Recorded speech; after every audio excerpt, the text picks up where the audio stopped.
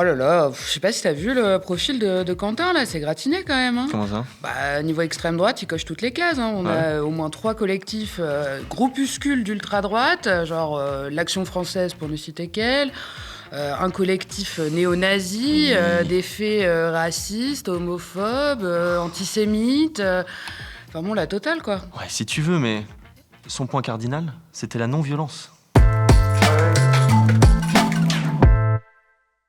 Bonjour et bienvenue dans le récap. Nous sommes le lundi 16 février et ça y est, l'extrême droite française a son martyr. Il s'appelle Quentin Derenque. Il est mort ce samedi à Lyon après une bagarre l'opposant lui et sa vingtaine de copains à un groupe d'Antifa. Le décor idéologique est planté et il en dit long. Et bon, ça n'empêche pas les médias de nous le présenter comme un enfant de cœur, mais ça, on y viendra juste après. Un peu de contexte s'impose avant. Pour comprendre ce qui s'est passé, il faut revenir à jeudi dernier à Lyon. Ce soir-là, l'eurodéputée LFI Rima Hassan est invitée à intervenir lors d'une conférence organisée par une asso étudiante dans les locaux de Sciences Po Lyon. Du pain béni évidemment pour Némésis, la petite bande de fachottes qui font semblant d'être des féministes alors qu'elles sont juste racistes. Alors elle ne rate jamais une occasion de parasiter un événement de la gauche pour exister et faire parler d'elle. La mécanique est toujours la même. Elle débarque avec leur slogan au relent douteux, interrompt, provoque et surtout filme le tout. Puis lorsque les organisateurs tentent de les faire sortir, elles se replient derrière les forces de l'ordre et se roulent par terre en jouant les victimes. Toujours le même scénario rejoué à l'identique. Mais attention, les militantes de Némésis ne se déplacent jamais seules. Elles s'entourent toujours d'un service d'ordre recruté dans les rangs des groupes d'extrême droite les plus violents. Ils restent à bonne distance pour ne pas gâcher les photos, mais sont toujours prêts à intervenir. Jeudi dernier, à Sciences Po, 6 militantes de Némésis se sont données en spectacle. Et à en croire les sources policières de BFM, elles étaient accompagnées d'au moins une vingtaine de gros bras pour les protéger. Le déroulé des faits est encore flou, l'enquête est en cours, mais ce qu'on sait, c'est que Quentin Derenque, un étudiant de 23 ans, fait partie de ce service d'ordre de Némésis jeudi dernier. Ils sont postés un peu plus loin, à environ 500 mètres de Sciences Po, dans une rue adjacente. C'est là qu'une bagarre explose entre ce groupe de néofascistes revendiqués et un groupe d'Antifa. Plus d'une heure après les faits, Quentin est pris en charge par les secours à 2 km de là, avec un hématome important à la tête. Son pronostic vital est engagé.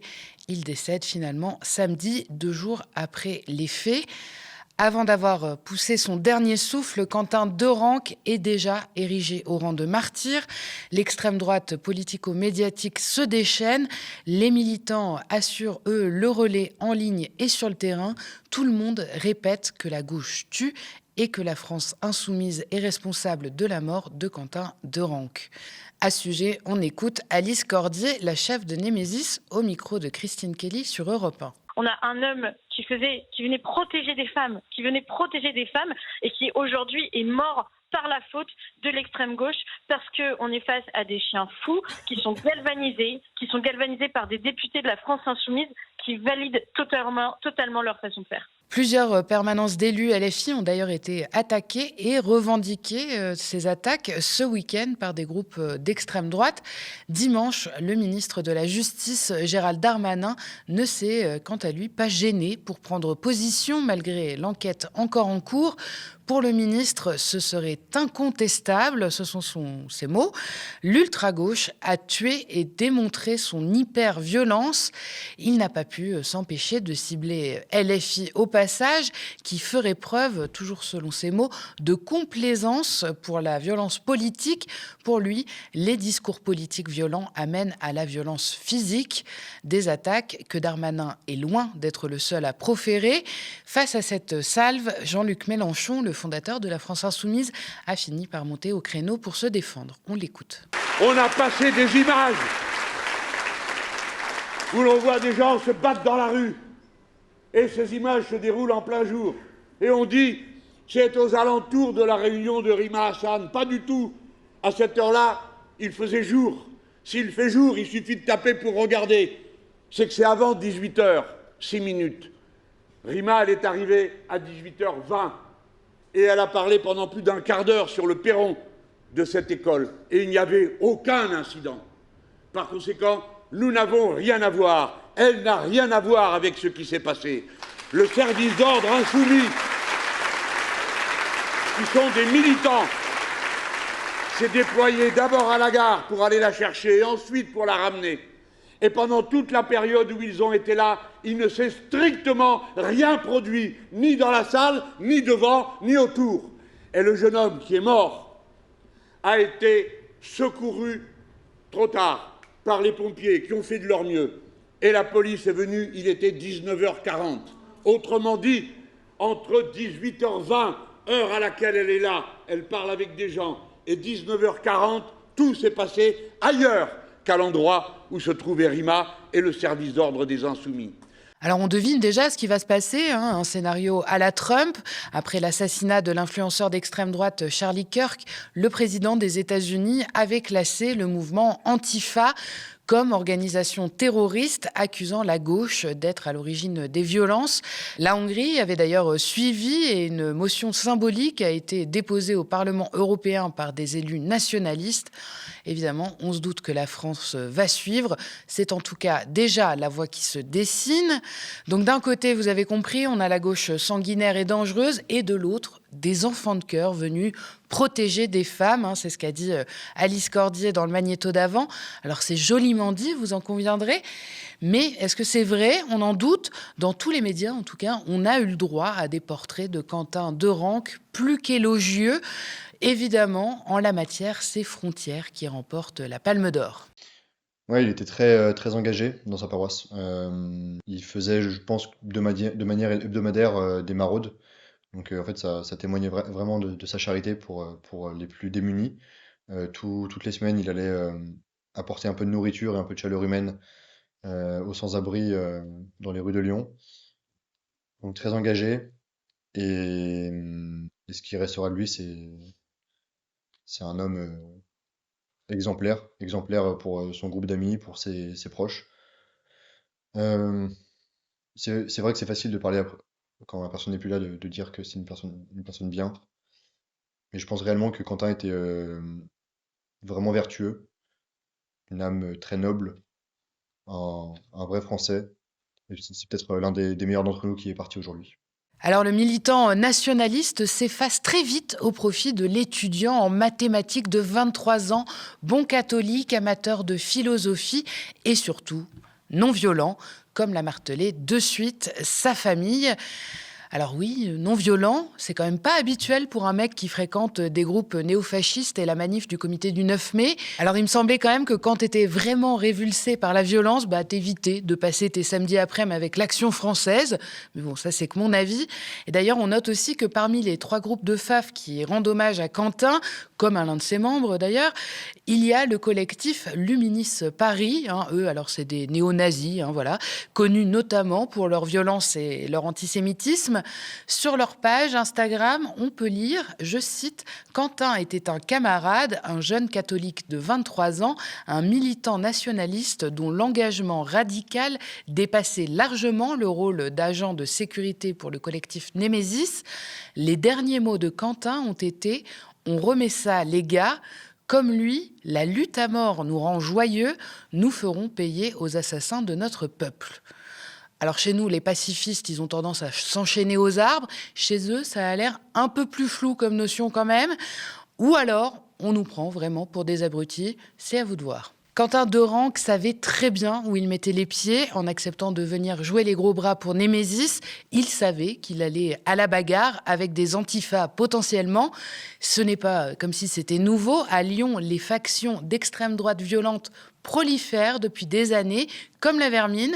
C'est d'ailleurs ce climat qui a poussé à la création de la Jeune Garde en 2018 pour répondre à la multiplication des agressions et des provocations.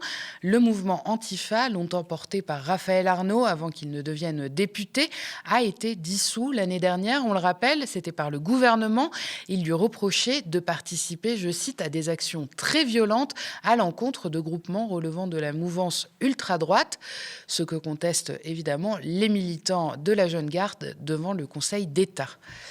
La situation est donc particulièrement préoccupante à Lyon.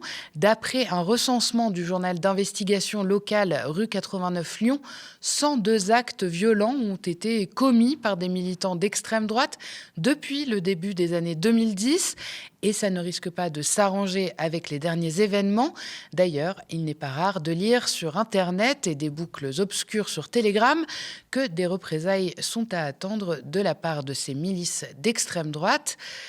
Et maintenant, on voudrait nous faire croire que ces groupes-là d'extrême droite, ce sont les victimes, qu'il faudrait avoir peur de l'antifascisme et que c'est la gauche qui tue. Vous vous rendez compte de l'inversement total des valeurs ? Ce ne sont pas eux qui frappent les plus faibles, traquent les minorités ou veulent écraser ceux qui sont différents. Tout ça, c'est le pain quotidien des fascistes. Sans cette violence, il n'y aurait pas besoin d'antifascistes pour riposter, pas besoin de défendre ce qui reste de liberté et de fraternité dans ce pays. L'antifascisme n'est pas un hobby ou un caprice, c'est une réponse à la brutalité de l'extrême droite, un rempart contre ceux qui veulent imposer la loi du plus fort et la peur comme règle du jeu. Alors oui, c'est violent, enfin ça peut l'être, et dans l'idéal, on aimerait pouvoir vivre dans un monde sans violence, sauf que tout ça, c'est bien mignon, mais c'est trop tard, fallait y penser avant de laisser grandir et prospérer l'extrême droite en France. C'est pas pour rien d'ailleurs si on parle beaucoup de Quentin, parce que c'est la première fois qu'un militant d'extrême droite est tué dans une confrontation politique depuis 1945.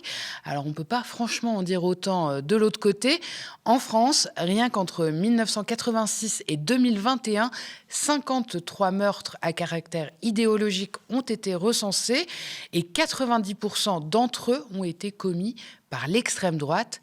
Bah oui, c'est l'extrême droite qui tue, les chiffres parlent d'eux-mêmes. Le directeur national du RN des Jeunes, Pierre-Romain Thionnet, a déclaré « En apprenant ce drame, nous sommes beaucoup à nous être demandé combien d'autres Quentins il aurait pu y avoir ces dernières années. » Alors, formidable privilège que de pouvoir conjuguer la violence au conditionnel, parce que de notre côté, nous, des noms, on en a, et vraiment pas au conditionnel. Clément Méric, évidemment, mais on peut aussi parler de Federico Martin Aramburu, le rugbyman argentin, qui s'est fait traquer et abattre de plusieurs coups de feu par le néo-nazi Loïc Lepriol en 2022. Évoquons aussi Hichem Miraoui, ce Tunisien abattu chez lui par son voisin d'extrême droite en mai 2025. Et puis si on veut rester à Lyon, on peut parler de ce jeune maghrébin retrouvé mort dans un lac début janvier. Un crime manifestement raciste, puisqu'une information judiciaire a été ouverte pour meurtre commis en raison de la race, l'ethnie, la nation ou la religion. Plus récemment encore, parlons d'Ahmad, un jeune lycéen de 17 ans d'origine syrienne qui a été attaqué par 3 hommes cagoulés qui lui ont lacéré le visage en proférant des injures raciales. Et là, on n'a pas entendu la confrérie des politiques indignés s'en émouvoir, pas plus que les médias d'info en continu, et encore moins Emmanuel Macron et ses grands tweets. N'ayons jamais l'antifascisme honteux, les fautifs, ce sont ceux qui ont laissé prospérer la haine. Et puis d'ailleurs, il n'y a rien qui vous surprend dans toute cette histoire. Ils étaient où, les flics, pendant que tout ça se passait ? Non, parce que moi, pour avoir déjà vu comment ça se déroule quand il s'agit d'empêcher un clampin d'extrême droite de venir déverser sa propagande quelque part, en général, la présence policière est généralement tout sauf discrète. J'ai souvenir d'un meeting de Zemmour au Zénith de Nantes. Il a fallu traverser une bretelle de périph' à pied, passer des grillages et ensuite, tout ce qui attendait les militants, c'était une pluie de grenades sur la tronche pendant tout l'après-midi. Je peux vous assurer qu'il n'était vraiment pas question d'approcher à 100 mètres la forteresse, était complètement imprenable. Alors là, on parle de Rima Hassan, cible quand même régulière de menaces de mort, invitée à Lyon, une ville donc où les tensions entre l'extrême droite et les antifas sont quasi permanentes. Et il n'y a personne en bleu pour checker que tout va bien. Pas de camions dans les rues adjacentes. La doctrine aurait-elle changé ? Alors, le plus ironique là-dedans, c'est quand même que le jour même, selon Le Monde, la police intervenait contre une vingtaine de militants qualifiés d'ultra-gauche qui protestaient à l'université Lyon 3 contre une conférence sur la guerre. Alors là, visiblement, ça bouge vite. Mais pour les militantes de Némésis, leur banderole et leur escorte de gros bras, ça passe, on laisse couler. Officiellement, aucun signalement de violence grave sur les lieux concernés, c'est ce que dit la police, évidemment, mais c'était à 500 mètres du lieu concerné, alors fallait quand même être bien naïf pour ne pas envisager que la venue de Rima Hassan à Sciences Po, Lyon, puisse ne pas servir d'étincelle. Bah oui, voilà comment ça naît un martyr. Pas dans le silence du recueillement, mais précisément dans le vacarme des plateaux télé, des communiqués indignés et des récupérations éclairs. Quentin Derenque n'a même pas encore été enterré, que son image, elle, est déjà polie, nettoyée, sanctifiée. Vous noterez d'ailleurs que son nom a mis plusieurs jours à être révélé et qu'à ce stade, aucune ou presque photo n'a filtré dans les médias. Un anonymat qui surprend et qu'on retrouve très rarement quand la victime est issue de quartiers populaires ou de la gauche. On fait fuiter l'identité en général, on épluche les éventuels casiers judiciaires dans le but de la criminaliser, parce que la victime, elle l'aurait bien cherché.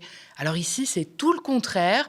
On efface le militant pour ne garder que l'étudiant. On gomme l'engagement politique et militant pour fabriquer de l'innocence pure, dure. Il était un bon catholique. Et autour de ce récit, on construit une arme politique qui tombe à pic en pleine campagne municipale. Parce qu'un martyr, pour l'extrême droite, c'est jamais qu'un mort. C'est un levier, un prétexte pour crier à la guerre civile, un outil pour réclamer ou justifier toujours plus de répression, plus d'interdiction, notamment contre l'opposition. On l'a vu d'ailleurs dans l'histoire, mais on le voit encore aujourd'hui. Cette affaire est le prétexte à la disqualification totale et collective de la France insoumise. Mais le cœur du problème, lui, ne disparaît pas. L'extrême droite et ses groupes néofascistes violents qui gravitent autour a prospéré pendant des années dans une complaisance exponentielle. Les ratonnades, les agressions racistes, les défilés quasi paramilitaires ont trop souvent été minimisés, relativisés ou traités comme des faits divers. Et leurs obsessions, par contre, elles, ont été reprises jusque dans le vocabulaire du pouvoir. Tout ça, ce n'est pas la faute des antifascistes. Eux n'ont fait qu'affronter les conséquences de cette indulgence sur le terrain. La faute, c'est celle de la quasi-totalité de la classe politique et médiatique. Disons les choses. Alors on peut débattre des méthodes, on peut regretter la violence, on peut rêver d'un monde où personne ne se bat. Mais ce monde-là, en fait, il n'existe pas. Le nôtre, et toute notre humanité d'ailleurs, il a été abîmé par les fascistes, justement, et par tous ceux qui les ont normalisés, légitimés ou laissés s'implanter et parader. Si l'extrême droite a aujourd'hui son martyr, c'est aussi parce qu'elle a eu le temps de s'enraciner, et ceux qui ont laissé faire portent une responsabilité immense. Pas ceux qui résistent, comme il et elle le peuvent. L'antifascisme n'a pas à être honteux. Au contraire, la honte devrait changer de camp. Quand t'allumes un feu, ne dis pas c'est la faute aux allumettes. Et on fait une petite pause avant de continuer avec le reste de l'actualité. Si vous aimez le récap et que vous avez envie qu'on discute ensemble, de connaître les coulisses de l'émission ou même de choisir et proposer des sujets, je vous attends sur le canal de discussion Instagram. Le lien pour le rejoindre est dans la barre d'infos. Et d'ailleurs, sans vous, pas de récap et pas de médias non plus. Depuis plus de 8 ans, notre chaîne télé tient bon en indé, dans un paysage audiovisuel toujours plus concentré et réactionnaire. Chaque jour, nos plus de 25 travailleurs et travailleuses mènent la bataille de l'info. Mais pour tenir, nous avons besoin de vous.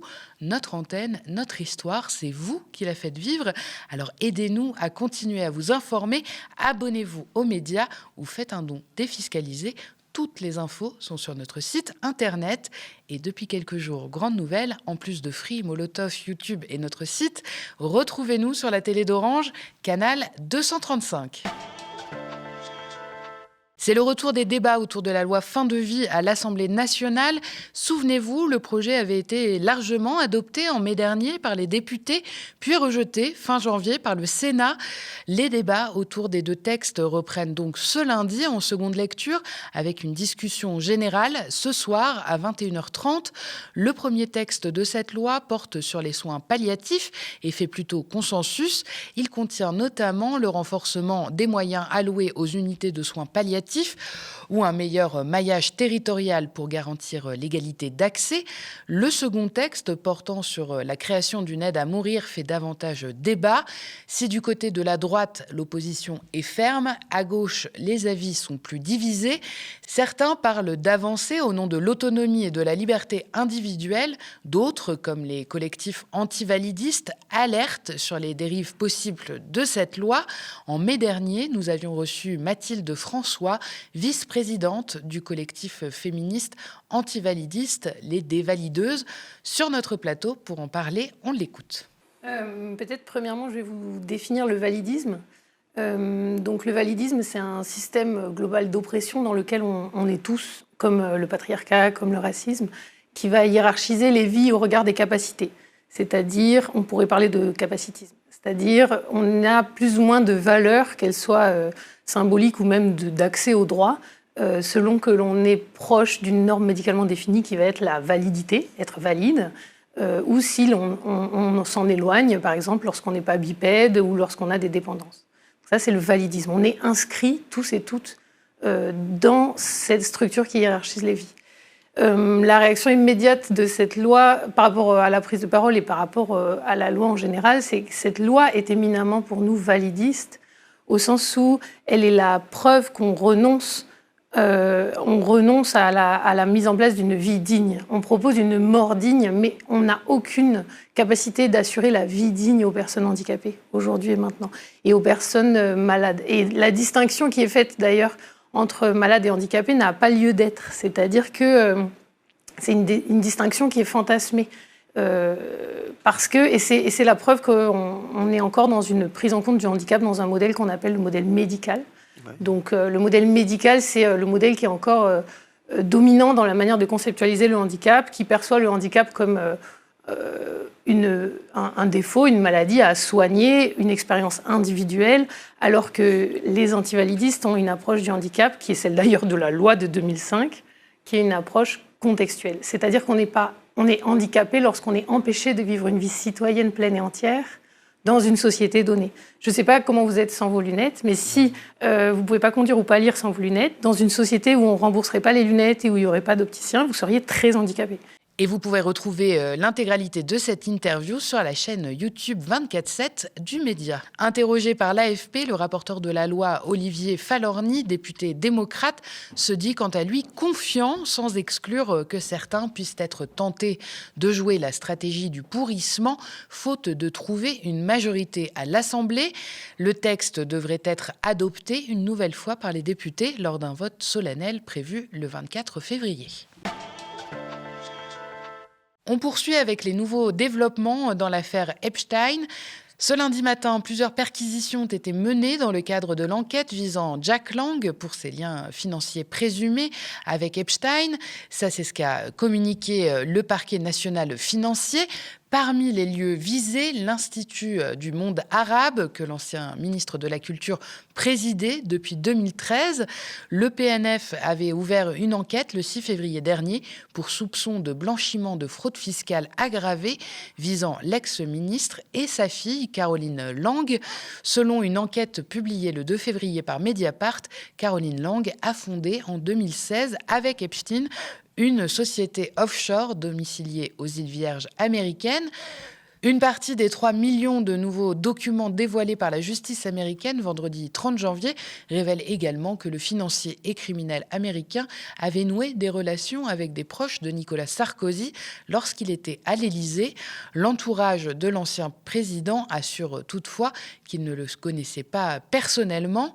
Samedi dernier, le parquet de Paris a annoncé avoir désigné des magistrats référents pour analyser les éléments susceptibles d'impliquer des ressortissants français dans cette affaire.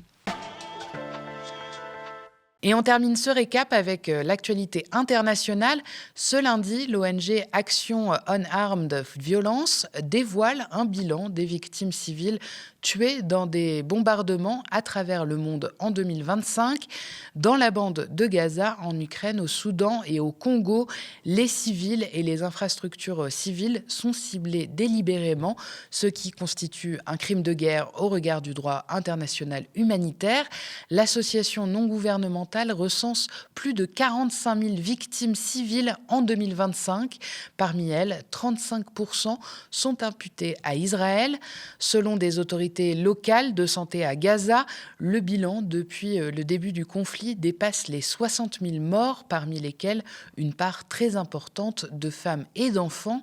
Le bilan de l'ONG démontre également que les pertes civiles en Ukraine ont augmenté de 26% sur l'année 2025. L'organisation estime également que plus de 2000 civils ukrainiens auraient été tués et plus de 12 000 blessés par des explosions, soit une moyenne de 4,8 civils tués ou blessés lors de chaque bombardement.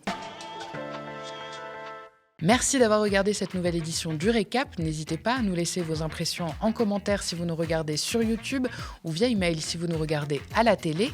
Pour nous soutenir, n'oubliez pas de vous abonner aux médias ou de faire un don défiscalisable sur notre site internet. Vous pouvez aussi parler de nous autour de vous et nous suivre sur les réseaux sociaux. Et pour retrouver l'ensemble de nos programmes, rendez-vous sur Free, canal 165, sur Orange, canal 235, sur Molotov, sur notre site internet, ainsi que sur nos chaînes YouTube, Le Média et Le Média 24/7. Très bonne soirée sur Le Média.